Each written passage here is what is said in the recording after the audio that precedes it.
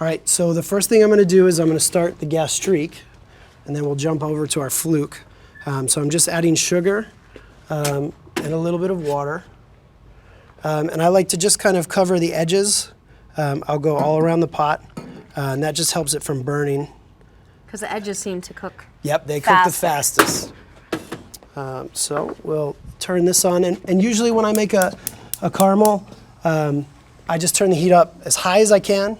As long as you have those edges wet, don't touch it, don't move it around, or else it has a chance of crystallizing on you. Okay. And then it always comes out very beautiful. So if we can, we'll just kind of keep a spare eye on it. So this is really beautiful color. This is just what we're looking for.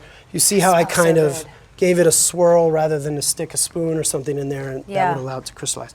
So just kind of stand back a little bit because we are going to get a little bit of steam coming off here.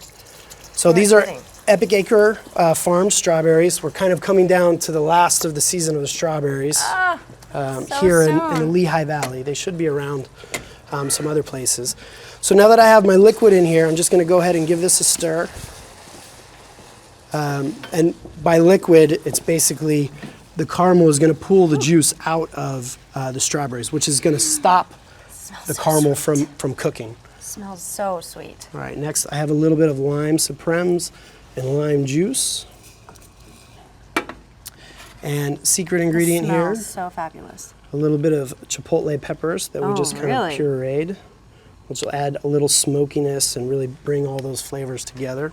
You've got a lot going on here. You've got some acid, you've got spice, you've got sweet. And then last we have a little bit of champagne vinegar.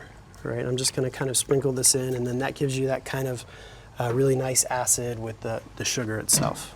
All right. So we'll give this a mix.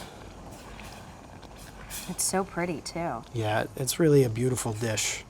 At this point, we're just the strawberries really kind of disappeared.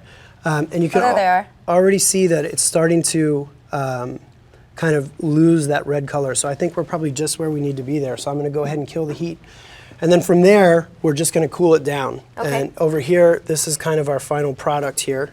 You can see it almost looks, it has the thickness like a jam almost. of a light jam there. All right. Yum.